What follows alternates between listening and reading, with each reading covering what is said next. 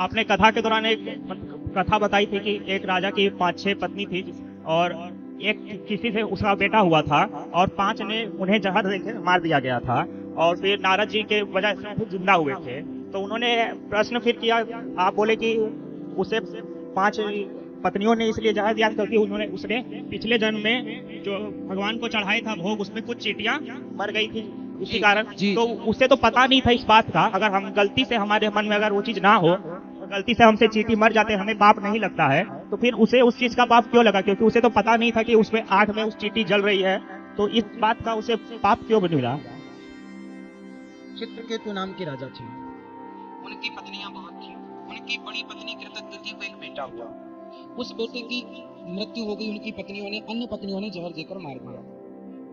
जब जहर दे के मारा तो राजा रोए। तो नारद जी ने कहा कि भाई ये तो सृष्टि का नियम है। उस बच्चे को नारद जी ने अपने तपोबल से जीवित किया।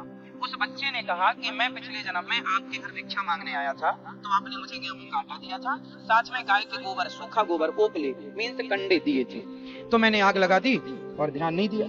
इसलिए इसलिए हमारे गृहस्थों में एक नियम है कि जब भी आप लकड़ी और कंडे को चूल्हे में डालेंगे तो एक बार उसमें नजर जरूर मारेंगे।